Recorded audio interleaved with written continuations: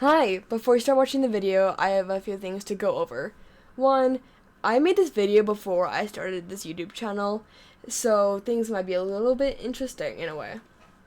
Secondly, this was a public server roleplay, and that goes for a little chaos at sometimes, people not really listening to the plot, which the plot directly was a drought roleplay, so there wasn't a ton of water, and we were pretty much ignoring the rain and the water that was in the gorge for most of the roleplay. So if any of that confuses you, don't let it confuse you anymore, because I just said it. So I don't own any of the characters. I have QuartFrost. She's one of my OCs, but I did not make her. Someone traded me her morph, and I just love it so much. So I have it now. Forever. I'm not trading it. Ever. But sadly, I am not in touch with any of the people who I used to be friends with and the people I roleplayed with during the roleplay. So there will unfortunately not be a part 2 to the video. I really want to make a part 2, but I have no way to contact them, so I'm so sorry. On the screen now is a few content warnings on what the video contains. Make sure to read everything on the list, and yeah, okay, just watch the video. Here, run along you two. Hey, Rune. Can I help look for the deputy? He questioned eagerly. Yes, speaking too fast. She just wanted them out of there. Go look for the deputy. Sure, just don't get killed, I guess. She gave a low growl to Batface. The carelessness. Okay, Runecake grinned with the two. I'll be back. He stared at Batface. He did not agree with his methods, with a kid going out. Out, she said to Batface. He replaced me, the wild. I'm not wanted. Oh no, my poor baby. But Bat did not reply. Instead, he just looked at the water. Batface, get out of my den. What? Really? I'm literally being replaced. Sassy much? Yes, really, she hissed, digging her claws into the dirt. Whatever. You would never hurt me. Bat would exit with a small smile on his face. Oh, I think about it every night. Cord, while I was patrolling the gorge, I got an idea. Stumpa, why don't you go check on Runekit? You know, get some prey for the little one. Now then, he began calmly. Should we join the patrol for the missing deputy? Cord looked at Crowsong. Yes? The water is dried up on most of it, but the mud is still wet. We can bathe in it to cool off. Like pigs? We know what pigs are. I guess we know what pigs are now. I'm not gonna get my fur full of mud every time I need to get cooled down. I know it sounds odd, but I walked in it and my paws got cooled down like if I was walking in water. She gave a blank look towards the warrior. Was he going insane? You should go get some sleep. She gave a low chuckle. Quiet. See, I'm right. Yeah, no. QuartFrost grabbed the cat by the scruff, pulling him into a stance. Batface, go to Runekit! Leaving the poor kid alone? She hissed. I know the kid doesn't have a mother, but the kid has a father. Fine. Oh, I'm needed. Oh, it's a runner. It's a kid.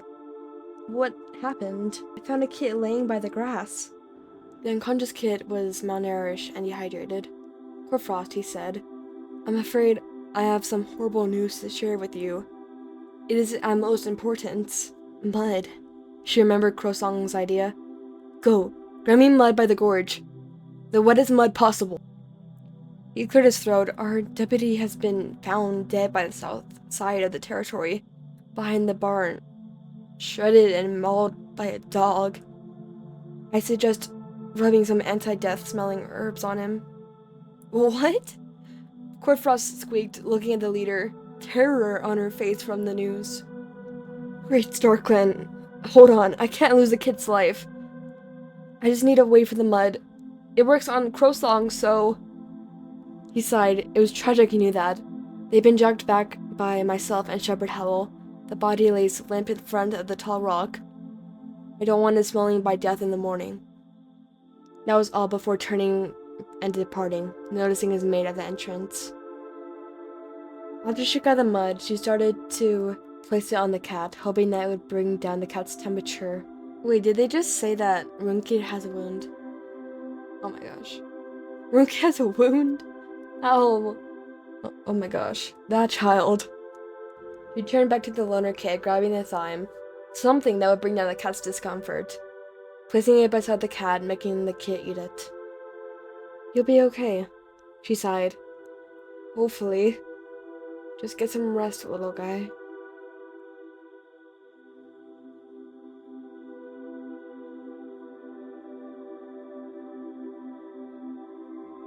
Where is Batface? Not sure, he yawned. Great, she growled, stomping away.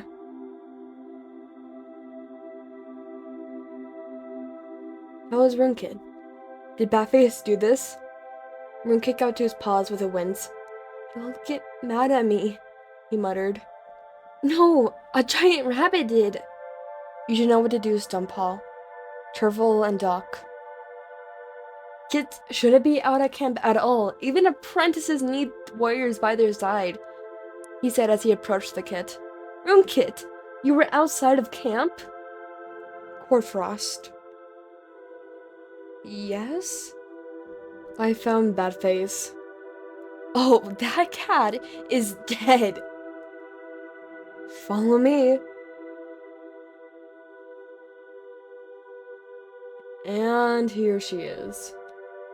After this meeting, you, me, we're gonna have a little chat. This warrior is worthy of the title. They have proved themselves since their apprenticeship, continuing to follow the warrior's code with pride, the leader says, looking down at the warrior before him. I say these words before our Star Clan ancestors, so they may hear and approve my decision. He paused. Batface is the new deputy of windclan, the leader announced. Step forward, so everyone can see you. Batface! QuartFrost's jaw almost dropped out of her mouth. No. QuartFrost stepped out, hoping that the leader would hear her voice. No, that cat! Oh, stars. That cat cannot be deputy. He's... Silence, he pressed, eyes narrowing. Xavier was putting his paws down. QuartFrost quickly looked back at Xavier, then took a few steps back, staying silent, her claws digging into the ground, her pelt raised. How could our respected leader choose Batface to be our deputy? You're up, or we can ask Court herself. Greetings, QuartFrost. How are you feeling? I'm sure we can get you some water. Oh, Crowsong. She dipped her head in greeting.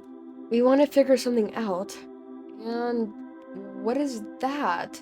Also, your mud idea, it actually worked. And what are y'all talking about? Don't you have a kid to raise? She looked right at Batface, a cold glare. And new deputy duties? Maybe because he can't take care of his kit? Well, you don't mean... Batface lowered. Okay. Let's go to your den. Right. What is it? We wanted to ask you about Batface and why you hate each other. What about it? She raised a brow. Yeah, did Bat do something wrong? Is that why you hate him so much? Nosy cats. We've known each other since kids. We've never really liked each other, I guess. Cor looked at the entrance. Roges, a faint whisper. He spun around, his fur brushing. While the warriors were busy, she slowly slipped out.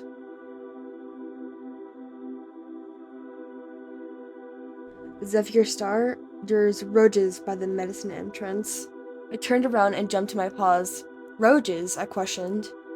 Rosong and his friend are with them right now, but... So, I think Runekid is old enough for his apprentice ceremony. He's getting bigger than all of the other kits. Her Runekid? Old enough? She eyed her apprentice. Couldn't think about Runekid being an apprentice. Yes, he's quite big now, and he's much older than all the other kids. He might be a little over 6 moons. Oh, StarClan.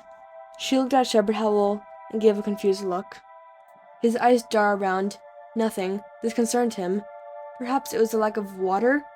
Go see QuartFrost immediately. Zephyr left, no room for argument. Shepherd Howl, are you okay? Huh? He was snapped out of it, listening to stuff.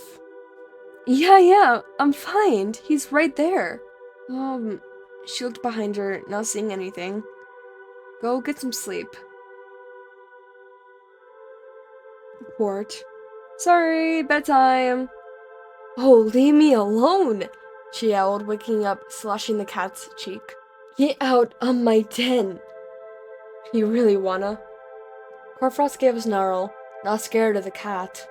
I need you to get out. She rammed herself into the deputy, making him back away from her. You do not disturb my 5 minutes apiece. You need to leave. Whatever, he said, leaving. QuartFrost let out a sigh, falling to her paws. I can't sleep anymore, she sighed.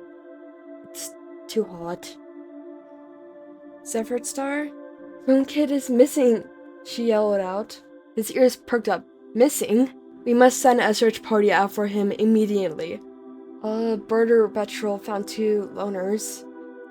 Yes, missing! Badface, Kid is missing. That is more important. Set up patrols, please. I want to go. I need to look for Kid. Okay. If you can hunt the moors, gather around for patrols near the high rock.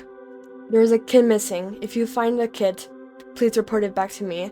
And keep it out for 2 loners. If you find them, scare them off. I will be leading the search party for the kid, she yelled. And I know it's not how things are done, but let me do my job, says the one who's bleeding from a medicine cat, she hissed in the deputy's ear. Prosong, Golden Song, and whoever else, help me look for Kid, please.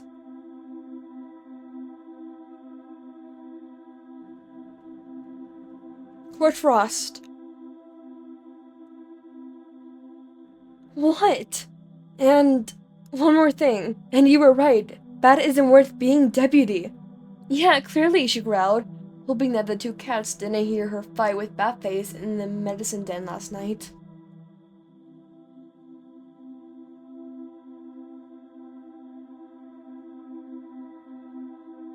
Kid!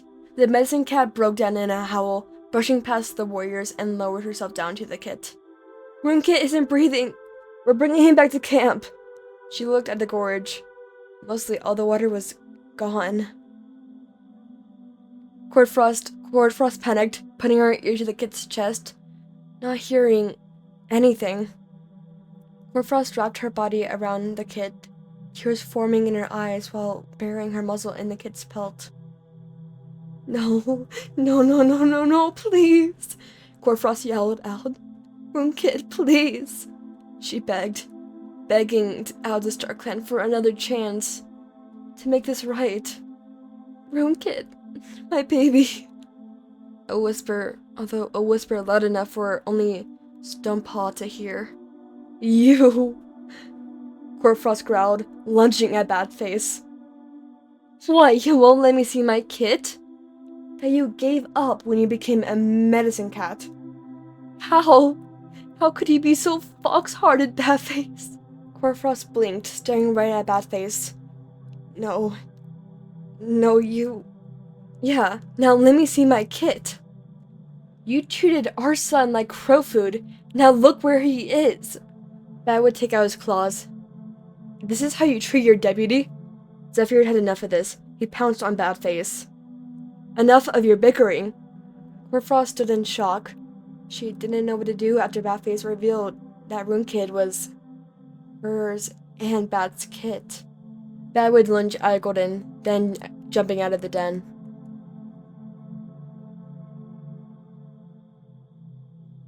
QuartFrost looked at Crowsong, giving a worried look, only wondering what the leader would do now. For all whom can run the moors, gather beneath me to hear my word. We have traitors and code breakers among us. Some of our most trusted warriors, he spits, grimacing. They were disgraceful. He could barely look at them. QuartFrost and Batface, show yourself to the clan. QuartFrost slowly walked, her head hung low. Batface deserves every punishment the clan can give, he whispered to Golden Song.